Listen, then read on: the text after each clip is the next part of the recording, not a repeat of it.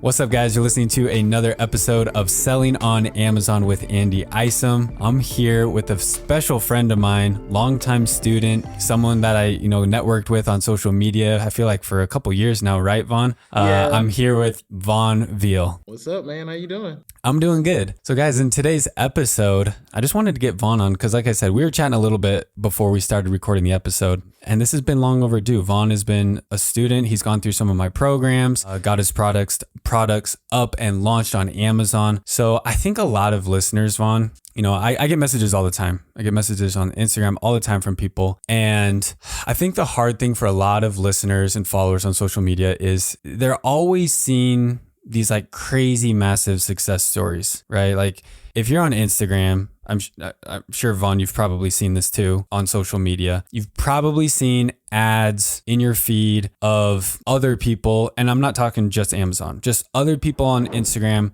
who are like, I sold $5 million and I bought this Lambo and I'm here in Dubai. In fact, I was just thinking about this yesterday. I was scrolling on Instagram and I got hit with a ton of ads because I always do because I talk so much about e-commerce. And there's a bunch of guys and they're just like, I'm sitting here with my Corvette. Or this other guy was like, I'm in Dubai and this and this and this. And they're just pumping social media with like crazy success stories. But in reality, that's just not the way it is for everyone. Like there's a lot of struggles. There's a lot of struggles with trying to do this. A lot of ups and downs, a lot of doubts, all sorts of challenges, Vaughn. And we can get into kind of your story too. But I kind of want to start, Vaughn, by asking you the question, why did you want to start your own business? So when it came to starting my own business, it came to the point to where I wanted something different. And I have a great job. I actually still work at my company now, but it got to the point to where I was getting older, and I recently just got engaged too. So I started it and I was like, I want to be able to make more money for my family, and I don't want nobody telling me how much money I can make. And so that's when I started just doing research, whether if it was Google certifications or whatever it might be. And I was actually in bed one day and I came across Amazon FBA and I said, okay, what's this? Let's dive a little bit more into it. And from that whole week on, I'm like, oh, this is pretty interesting. People just buy stuff and sell it online. I knew nothing about the different type of methods, nothing like that. And I was driving to work one day and your podcast came up, and I want to say I listened to the first 5 or 6 episodes, and I said, this guy knows what he's talking about. But it wasn't the typical, buy a box of Kleenex and sell it on Amazon. It was more of building something that's yours, building a brand that you create. And I said, yeah, I want to do this. That's awesome. Do you remember kind of the time frame? How long ago was that? I want to say 2021. I want to say that sounds about right. I was gonna guess. I was gonna say I feel like we maybe had our first interaction. Gosh, it's got to be like maybe 2 years ago. Yeah. Before that, so before you had that, kind of moment where you discovered Amazon FBA, were you dabbling in any other types of online businesses, or was that kind of like the first moment of like, hey, I might want to give this entrepreneurship thing a go? That was my very first moment. So outside of this, I mean, entrepreneurship was never in the cards. And you kind of mentioned, you were saying you wanted to have a little bit more control over how you're getting your paychecks, or, how much money you could or couldn't make, instead of, being at the mercy of a job or a boss where they tell you exactly what you get paid or whatnot. Why do you think that's valuable? Like, or why did you see a need or desire for that to want to like earn your own income? So I play golf. All right. Mm-hmm. And golf is expensive. Okay. And golf is it takes a long time. Yeah. And so when it came to that, it was more so when I was younger, in like my early 20s, this was fine. I was like, cool, I got my degree, I'm working, and I just wanted more. And when I wanted more, I started trying to find out different ways to want more, whether if it was, I heard of Shopify, I heard, like I said a little bit a while ago, I heard a little bit about Amazon FBA, but I feel like I just made the decision to, take that leap and say, why not? The worst that could happen is I lose some money. That's the worst that could happen. That's literally the mindset that I had too. I went to college, got a good degree, got a good first job. And my kind of itch for entrepreneurship actually started while I was still in college. And I think it's because we were studying, I studied business in college, and we were studying other businesses and careers. And, people would come and present from their companies because they're trying to get, interns to go there in the summer. And that's when I started to kind of see what the lifestyle was like for people in the corporate world. And I was like, that sounds pretty boring to me. I was like, I know. I don't know. Maybe I was just like so naive my whole childhood where, both my parents, they're engineers. They had great jobs growing, as we were growing up, but they were always at work. Like I went to elementary school, I came home and I had a nanny until 5 when my mom and dad got home from work. And so they were working all the time. My dad traveled a ton when I was a teenager for work. And I would just, I don't know, once college hit, it kind of all culminated where I was like, that just doesn't really seem that cool to me. Like I just started to realize that time for me, this is just my personal opinion. And I know some of you listening probably feel this way too, but time for me was a lot more important than money. Cause I saw like, oh, I could go make 200 grand, working my way up the chain of the corporate ladder. But I was like, I'm going to be like commuting somewhere at 6 a.m., doing late nights, traveling a bunch. And I'm like, and like you said, like, what if I want to golf? Like golf takes 4 hours. Like I'm not going to have time to golf. I'm not going to have time to mountain bike. I'm not going to have time to do things what I like that I want, and not even like expensive things. Like, yes, that's definitely like good motivation to earn extra money. It's like, oh, I want to do some fun, expensive stuff, but just like the simple things like, I want to go to the gym at 9 a.m. I want to take a nap. Like that kind of stuff is like, I can't do that if I'm stuck in the corporate world. So same sort of motivation for me is like, I really just wanted to be in more control of my time and my choices. And then when I did get my corporate job, I realized I wanted to be able to really choose who I work with. Exactly. And that's the beauty of owning your own business is it can just be you. It can be you and a partner, but you get to choose. Like and if you want to hire employees down the road, you get to pick who you work with. Whereas at my corporate job, I didn't get to pick who I worked with. I wasn't the boss.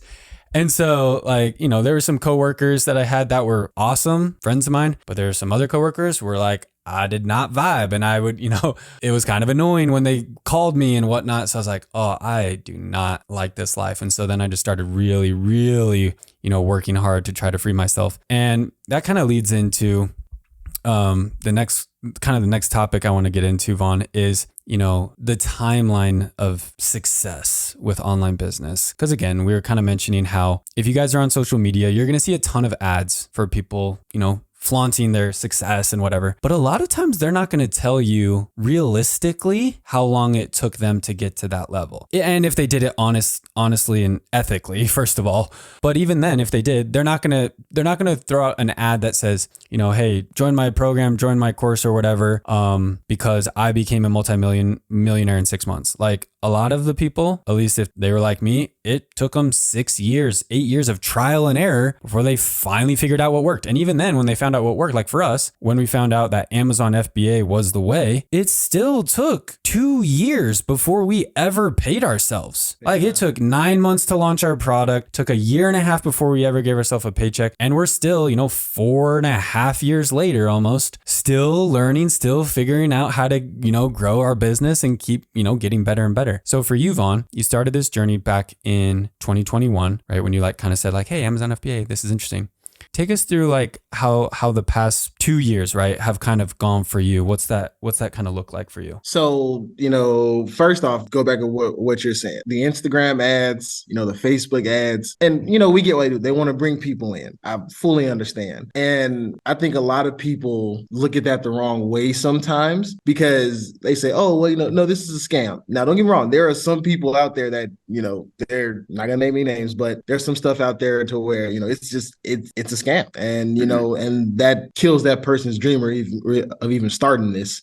But, if we look at my timeline, so with your program, I want to say from early 2021, that's when I started doing product research. That took me, about 3.5 months, but with a job. So that's why it took that long. And then I want to say we got our products in mid 2021. And so basically all of half of 2021 was most of finding a product, finding a supplier, getting it in, just understanding the logistics of even getting it from another country to the USA. And that takes time. But it's also good things to learn as well. So you're like, okay, well, when I go place another order, it won't take half as near this long. And so, and I want to say late 2021, around Christmas time, that's when we first got our first few sales. And I was like, okay, cool. So this is working. I was wrong.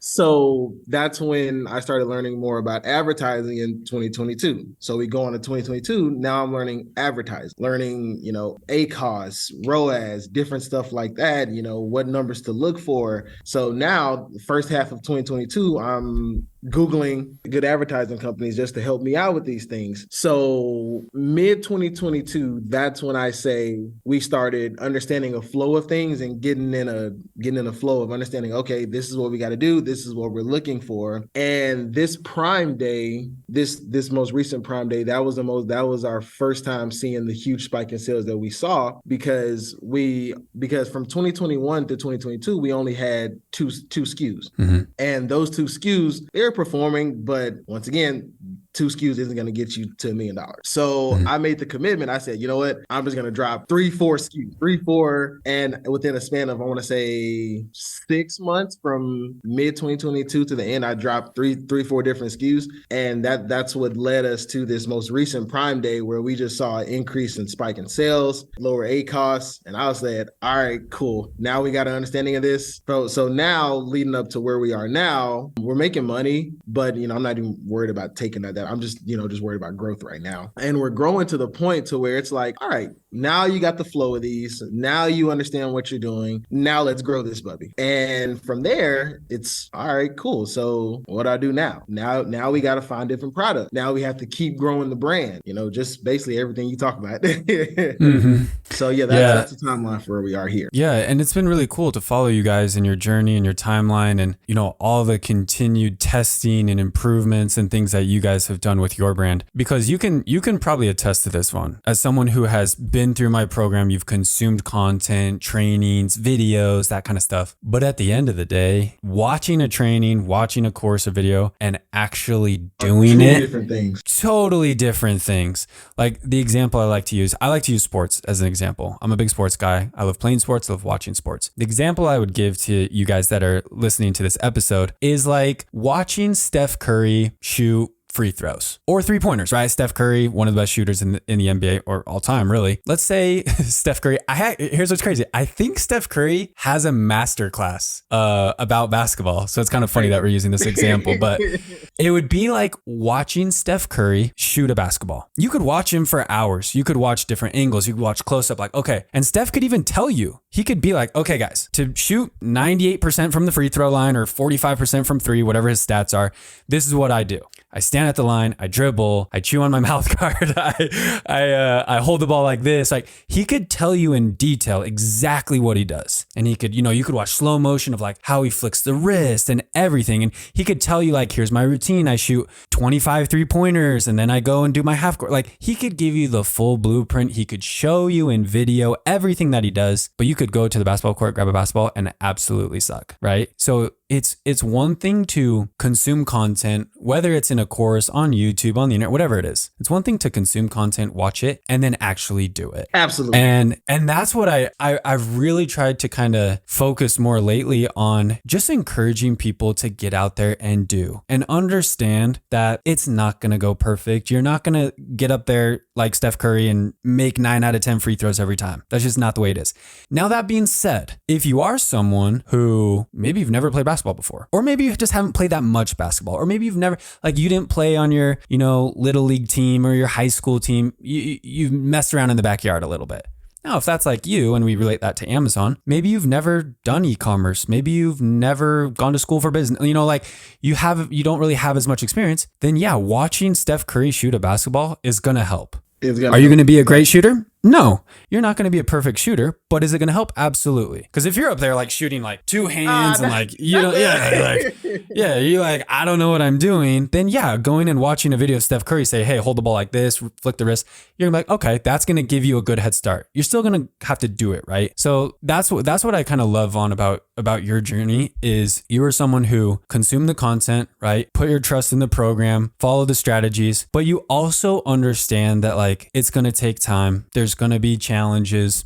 There's going to be improvements, but kind of the best way really to really learn is by actually doing and going for it. And like you said, Vaughn, you said something there at the beginning of the episode that I really liked where you were like, I mean, what do I got to lose? That's like, what do I got to all you lose? have to lose. And that's the other thing too, guys, for those of you that are listening, when it comes to, you know, seeing all the other gurus online teaching, you know, different business models, whether it's Amazon or dropshipping or Shopify or whatever it is, right? And they're like, start this business because I made this much money or you'll make this much money. It's hard because I hate seeing those ads. I hate them so much. Like I see so many of them and they're so cringy to me that I'm just like, ugh, like I don't want to come across as that. But at the same time, like I just really have this deep desire to help people. Absolutely. Like obviously my programs, my courses, my coaching, obviously that's a source of income for me. Like I'm not hiding that. I'm not trying to like hide that fact. That is a fact. That is a way for me to help make additional income for my family. But really like I just get so motivated and inspired by seeing people go for it and do it. Like when I get these messages from people saying, Andy, I did it. Like we got our first sales or whatever it is. Like I feel so good. I feel like, you know, it's like teaching your son or your brother or whatever how to ride a bike. Like it just is so fulfilling when you see someone, you know,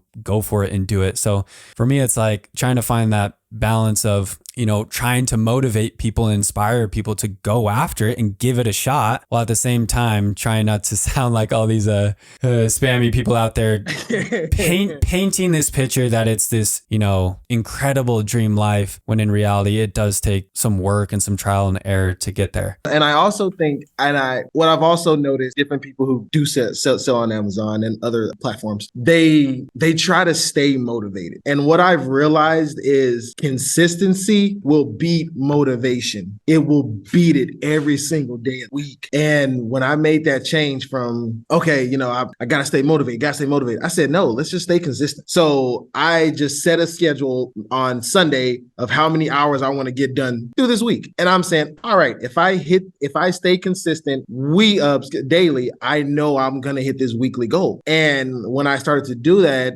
my whole mindset shifted as far as, different tasks start to get knocked out at different rates, you know, because staying motivated is hard. It's, to be realistic, you playing sports, it's hard. Like, let's just be honest. It's really hard. But when you stay consistent, it becomes less of a motivation grind and just more of this is part of my daily routine now. And once it becomes part of the daily routine, now we're moving something. Now we're picking something up. Now what used to feel a tedious task, now you get done just like that. You know, you look up and you've spent 20 hours, 30 hours a week on this, and I've only spent 2 hours a day. So, you know, consistency is going to beat motivation every single time. And the quicker you realize that in any business, you're going to start seeing improvement right there. Oh, I absolutely love that. And here's a newsflash for you guys out there that are listening. That model of consistency beating motivation, it is true at every stage of your business. Like it's true when you're not making any money. Mm-hmm. Like when you're just starting your Amazon business, right? And you're, you know, just really grinding out those first few sales, working on getting some reviews, trying to figure out your ads. You're probably still losing some money. Like, let's be honest. Consistency is going to beat motivation in those early days, right? Because you're like, dang, I'm not making any money. Like I got to get motivated to do this. But here's the newsflash, right? Once you do start making money, it's the same thing. Guys, we make 6 figures plus every year in income. That's like what we pay ourselves from our brand. And it is still hard to get motivated to work on our business. Like I think it's just human nature. Honestly, that's just human nature because Absolutely. there's always that next level, right? There's always that next level of like, when you're not making any money, you're trying to get motivated to make your first $1. But when you make your first $1, now you're trying to stay motivated to make your first $100 and then $1,000, then $10,000, right? So even when you're making, guys, when you start making $100,000, you're still going to feel that desire to be motivated to get to your first million or whatever it is. So it never ends, which is why, like Vaughn said, you have to establish consistency. If you rely on motivation, it's going to be such an up and down emotional roller coaster throughout this entire process that you're just going to be discouraged. Like, that's the bottom line. You can't be tied to motivation. And it's the same thing. I always talk about working out and fitness. I don't know. I feel like that's something that's so relatable to business too, but it's the same thing with working out. Like, if you only go to the gym to work out on the days when you're motivated to work out, how many days are you realistically going to the gym? Like, let's be honest, especially if you're someone who wakes up early. I've started getting back on the schedule of waking up at like 6 a.m. to go work out. And if I had to be completely honest on over the past 3 weeks, how many of the 15 days I was motivated, like when my alarm goes off, how many of those days where alarm went off and I was like, ooh, I feel motivated to get out of bed and get to the gym? I'd say it's probably 2. 2 out of 15 days, I was like, I popped right out of bed. I was like, all right, let's go. Let's do this thing. The other 13 days, I was like dragging myself out of bed. I'm like downstairs on the couch for 5 minutes. Like it was like, oh my gosh, like, do I really have to do this today? But I don't miss a day because this is about committing to something. And that's another thing, Vaughn, you've probably heard me say this many times, but what I try to tell people is just commit to 30 minutes a day. Just commit to 30 minutes a day and don't tie what you do every day for 30 minutes to the results. I mean, I got to say that carefully because you don't want to be delusional. You want to analyze data, right? That's important. Like, look at the data, especially once you're up and selling, right? You're up and selling, look at the data. If it's not working, obviously try something different. But like in those early stages, you just got to learn the process. What do I need to do to get my product launched? Step by step by step, figure it out. And then every day just map out, okay, today I'm going to do this. Today I'm going to do this. Today I'm going to message 5 suppliers. Tomorrow, I'm going to respond to 5 suppliers. The next day, I'm going to do that, like whatever the step, wherever you're at, plan it out, write it down, and commit to doing it. Don't worry about, things that are out of your control. Just control what you can control, commit to the process, and you'll be really, really surprised with how far you can get in a year, 2 years, 5 years.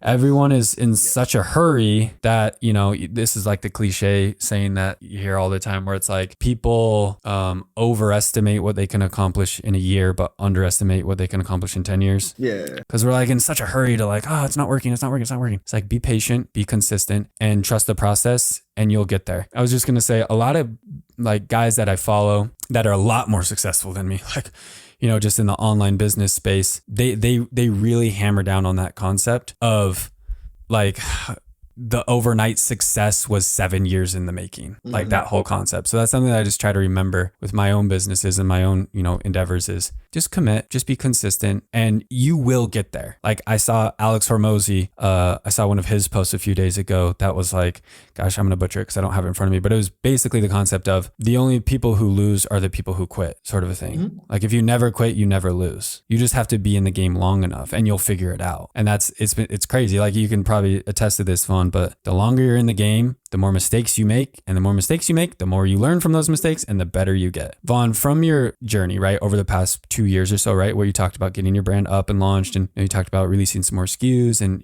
reaching new records and milestones and things. What would you say are your biggest takeaways that you've learned by actually like going out there and starting your business? So from actually doing, it's become, like I said, it's become less of, oh, I don't want to do this, to where it's just part of my routine now. And certain parts of the business have become easier to do. I don't really do that much product research anymore. There's no reason to. I allocate that to someone else. As you know, it's easier. So, and once I think, oh man, say the last part one more time. Just like what would you say, since you've like launched products on Amazon, has made like the biggest impact, or the lessons you've learned that are leading to success? I wish I would have done this differently, or I wish I would have, this is what's actually helping us grow. Gotcha. Product analysis, product analysis, and that, and also paralysis as well. So being able, are these numbers good? Are these numbers going to fit with our brand? And I think once you get in that bubble of, what if it doesn't sell? What if I don't do? it's okay. You can, like you always say, you can always find another product. Finding another product is not challenging. And once you get out of that mindset of, okay, I don't know this is going to work, and once you change that to maybe it will work, maybe this may launch me into a new revenue stream. Just you just never know. And I think the biggest part of it had to been choosing a product and also just thinking differently. Thinking differently that's been the biggest change in our business. And as far as understanding, it may work, it may not. Some people will like this, some people won't. And it's okay. You don't have to get upset, because you launch a new product or a new variation or whatever, and one weekend you only got 2 sales. That's fine. Just make a few changes and adjust. And I think the just for us, the biggest thing that we've seen improvement on is just our mindset. Just our mindset. Once we hit our first sale is not the same mindset when we hit our 6,000 sale. Mm-hmm. It's a whole different mindset, because now you're like, all right, I'm spending less to get this now. And you're continuously changing your mindset. And the more you change it, the better it's going to be. That's personally just what we've seen. A lot of the legwork and everything, that's just it. That's really normal right there. It's not nothing that's great or bad. It is what it is. But the mindset of how you approach things, that's definitely been the biggest game changer for us. Something else that I would add to that I've personally seen, as we were in the coaching program together and kind of working through some of those early stages, something else, Vaughn, that you've done really well that I think a lot of people could do better at is, you kind of mentioned it, right? Product analysis, looking at what you're doing with your business and looking for ways to improve. I think so many people get stuck thinking that they are right. Mm-hmm. And I've fallen victim to this many times. Again, I think it might just be human nature where we have an idea in our head of what is going to work or what our customer wants or like social media, what our followers want to see. I fall in these traps. I'm like, oh, I know what they want. I know what my customer wants to buy. I know what they want to see. And then you just keep like banging your head against the wall, doing the same thing over and over and over, thinking you're going to get a different result instead of putting it out there and then taking a step back and looking at the results and then looking at your product. Like if we're talking Amazon, look at your product, look at your business, look at your listing, like all the elements of your business and think, where can I make improvements? Mm-hmm. Okay, like here it is. We put it out there. Now let's measure. Okay, where can we make improvements? Can we improve the photos? Can we improve the listing, the title, the A+ content, the ads? And when you do that over and over and over and over and over consistently, like you said, that's when you actually start to see improvements. It's the people who launch a product on Amazon and like, let's be honest, it's pretty good. Like it's pretty solid, solid product, solid listing, photos, like everything looks pretty solid, but then they just leave it at that. And like, oh, like it can't possibly get any better than the way it is. They don't think about improving the product. They don't think about improving the photos or looking at, that kind of stuff. And then the results are just kind of stale or stagnant. And then they wonder why. It's like, because you have to look at your business consistently and look for ways to improve. Absolutely. And other than just like the, X's and O's of your business, there's also the mindset part, like you said, which is extremely important. Like understanding it's not going to be perfect. Too many people, I think, have the misconception of, oh, I saw on the internet that selling on Amazon makes a ton of money. So they throw something out there, it doesn't make them a ton of money. And they're like, this sucks. Why am I doing this? Instead of like taking a step back, realizing this is not going to be perfect. I need to find ways to improve. I need to get in the right mindset, right? Of this is going to take time. I'm gonna have to figure this out. I'm not right. I need to see what my customers actually want and then make tweaks and adjustments and improvements there. We've seen it with our own brand, guys. Like I think people too think that, oh, we just got lucky. Like we just got lucky, with our brand. But honestly, we have, how many SKUs do we have? We have like 65, almost 70 SKUs. I was actually just looking at the numbers 2 days ago. We have, of those, there's 10 of them that have sold 0 units in the last 30 days. 10. And you have to look at it. If you look at those 10 units and those 10 SKUs and say, those 10 didn't do nothing, I quit. Exactly.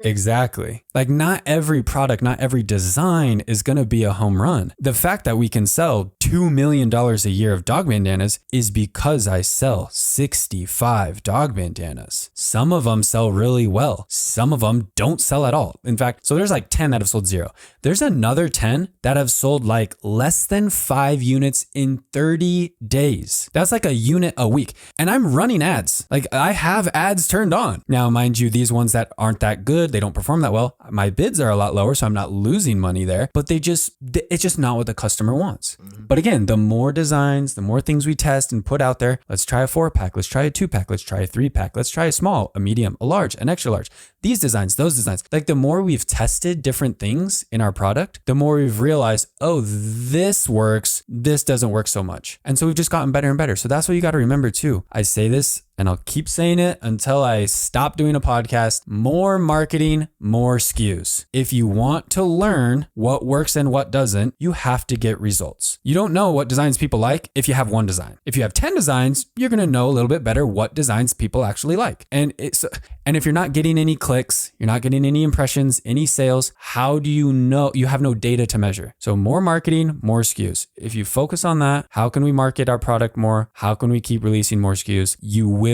grow. Like it's inevitable that if you're looking for ways to improve, more marketing, more SKUs, you will make progress. Vaughn, thank you so much for taking the time to hop on the podcast with us today. I'm stoked to hear that you guys are still pushing forward, still finding ways to, improve the brand, grow, scale. If you could give listeners, let's talk to the listeners here as we wrap up that are maybe still on the fence, right? So those listening that are like, I'm not sure if I want to do this. Or maybe they're just kind of dabbling, right? Listening to some podcasts, but haven't really taken the leap and like really got going. What would you say to those listeners? What if it goes exactly how you plan it to go? There you go. Because it can. It can. And like my addition to that, I actually love that. I need to write that down. Need to coin that phrase. What's the alternative? Like that's a conversation I have with people too. It's like, what if it goes the way you hope it goes? Your life will be changed. I can personally say that. My life has changed. I do not work a corporate job. I wake up early, but I could wake up when I want. I do what I want, spend time with my kids. Like I'll hop off the call, go eat lunch with my family. Like your life will change forever if it works, right? If it goes the way you hope it goes. But it's like, what's the alternative of not trying? You go about your life doing, if you're at a job you hate, you go about your life doing the job you hate, having regret, wishing you would have done something. Yeah, like unhappy. Like, and the cost of those two things is what? A few $1,000s to give it a go and some time every week for 2 years. Because you're gonna see more money throughout your life. So if you just invest in yourself, investing in yourself is the best thing you can always do. And right. if you invest in yourself in just taking that leap of faith, you're fine. Just take a leap of faith. Just take it. You can always make more money. Like I'm not saying guys like go drain like your entire life savings and like if it doesn't, like be smart, keep your jobs, right? But you can always make more money. Worst comes to worst, you go get a second job, you go get another job, right? Like you can always make more money. If it works, it's going to change your life. It does. And even if it doesn't work and you lose some money, you're going to learn a lot. We learn a lot from failure, right? As human beings, we learn a lot from failure. So even if you do spend 6 months, 8 months, a year, 2 years, whatever, running your business, building your business, and it doesn't get to wherever you're wanting it to get, and you shut it down, you're like, okay, I'm done. I'd be very willing to bet that you could say you learned a ton during that process. And everything that you've learned during this process, you can take with you to another job. You can take with you to another business. You can take it with you to another attempt at an Amazon business. Like you can try again.